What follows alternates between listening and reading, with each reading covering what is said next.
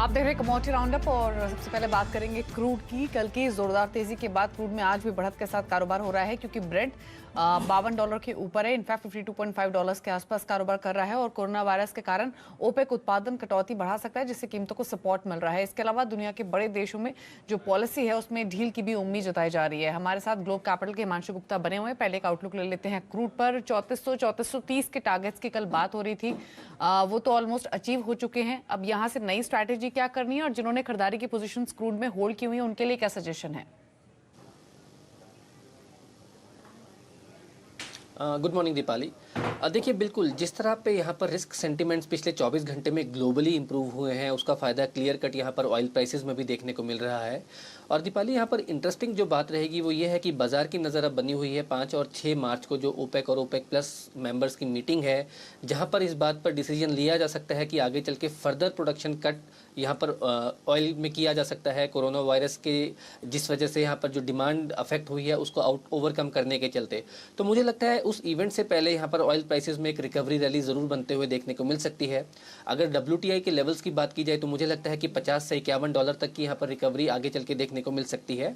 Trading strategy की अगर बात करें तो मुझे लगता है 3460 3470 लगभग करंट लेवल्स पे यहाँ पर लॉन्ग पोजीशंस बनाई जा सकती है। 3410 रुपये का यहाँ पर स्टॉप लॉस लगाया जा सकता है इंट्राडे की तेज़ी की पोजीशंस के लिए, और मुझे लगता है यहाँ पर 3620 रुपये तक के टारगेट्स देखने को मिल सकते हैं। साथ ही साथ दीपाली, जैसे आपने कहा कि जो पोजीशंस जिन्होंने होल्ड की हुई हैं, मुझे लगता है उनको अपना स्टॉप लॉस यहाँ पर 3400 के नीचे का स्टॉप लॉस ट्रेल कर लेना चाहिए और पोजीशन में अभी बने रहना चाहिए। ठीक है,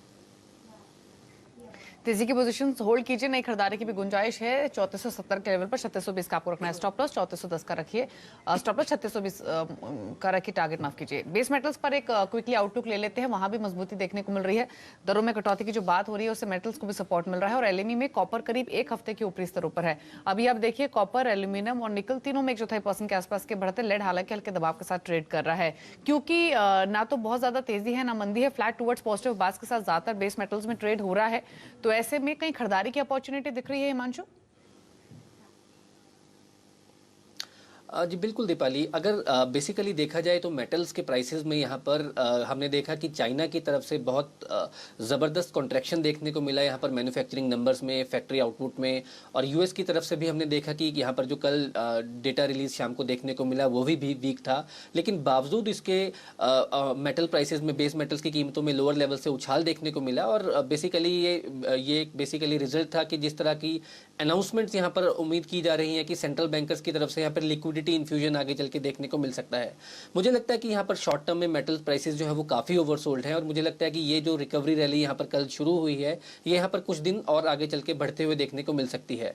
तो ट्रेडिंग के लिहाज से मुझे लगता है कॉपर में यहाँ पर बाइंग की अपॉर्चुनिटी बनती है। 428 रुपये 50 पैसे के लेवल्स पर मार्च कॉन्ट्रैक्ट में खरीदारी की जा सकती है। 433 रुपये 50 पैसे तक के टारगेट्स देखने को मिल सकते हैं और 427 रुपये का यहाँ पर स्टॉप लॉस लगाया जा सकता है। साथ ही साथ अगर निकल में भी देखा जाए तो वहाँ पर भी लोअर लेवल से एक अच्छी खरीदारी देखने को मिली है। तो 930 के लेवल्स पर निकल में भी खरीदारी की जा सकती है 924 रुपये के स्टॉप लॉस के साथ, और मुझे लगता है 942 रुपये तक के टारगेट्स देखने को मिल सकते हैं। और मोस्ट इंपॉर्टेंटली दीपाली, यहाँ पर जिंक एक ऐसी कमोडिटी है जिसमें खासी पिटाई देखने को मिली है। चाइना में जिस तरह पे स्टील पर यहाँ पर इन्वेंट्रीज बढ़ते हुए देखने को मिली थी, उसका खासी असर यहाँ पर जिंक के प्राइसेस में भी देखने को मिला था।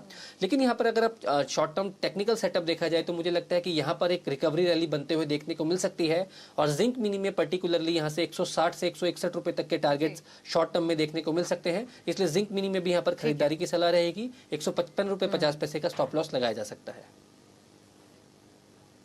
ठीक है, तो खरीदारी की सलाह है जिंक में और साथ ही कॉपर में पोजीशंस बना सकते हैं। क्विकली एक बार एग्री कमोडिटीज पर आउटलुक ले लेते हैं क्योंकि कॉटन, कपास, खली में आज अच्छी मजबूती देखने को मिली है। इसके अलावा गुआ सीड और गुआगम में भी तेजी का मूड बना हुआ है। अगर तमाम एग्री कमोडिटीज को देखें हिमांशु तो यहाँ पर काफी फॉल रहा है। अब जो रिकवरी दिख रही है इसमें कहीं प्ले करना चाहिए खरीदारी की तरफ। कोई दो पोजिशन जहाँ पर बना सकते हैं एग्री कमोडिटीज में खरीदारी की तरफ? दीपाली, मेरा ऐसा मानना है कि सोयाबीन में यहाँ पर जिस तरह की गिरावट देखने को मिली है और जिस तरह का यहाँ पर सेंट्रल बैंकर्स की तरफ से स्टिमुलस या रेट कट की अनाउंसमेंट देखने को मिल रही है, तो सोयाबीन में यहाँ पर एक अच्छी रिकवरी देखने को मिल सकती है। साथ ही साथ यहाँ पर अगर एक टेक्निकल सेटअप की बात की जाए तो मुझे लगता है 3650 3600 यहाँ पर एक बहुत बड़ा मेजर सपोर्ट है। मुझे लगता है यहाँ पर सोयाबीन में एक अच्छी खासी रिकवरी देखने को मिल सकती है, इसलिए सोयाबीन यहाँ पर मेरी पसंदीदा पिक रहेगी। 3680 के लेवल्स पर यहाँ पर खरीदारी की रिकमेंडेशन रहेगी। 3650 के नीचे का स्टॉप लॉस लगाया जा सकता है। 3750 से 3800 तक के टारगेट सोयाबीन में देखने को मिल सकते हैं। साथ ही साथ अगर आरएम सीड की बात की जाए तो वहां पर भी अच्छा सपोर्ट एक देखने को मिला है और 3940 के लेवल्स पर इस कमोडिटी में भी खरीदारी की जा सकती है। 4020 रुपए तक के टारगेट्स यहां पर देखने को मिल सकते हैं। 3900 रुपए का एक स्टॉप लॉस मेंटेन किया जा सकता है। ठीक है, तो ये स्ट्रैटेजीज आपको बताई गई हैं एग्री कमोडिटीज में। शुक्रिया हिमांशु आने के लिए शो में और सभी कमोडिटीज पर अपना आउटलुक देने के लिए। इसी के साथ एक ब्रेक का वक्त हुआ है, लेकिन ब्रेक के उस पार आप देख सकते हैं फ्यूचर एक्सप्रेस वीरेन के साथ। नमस्कार।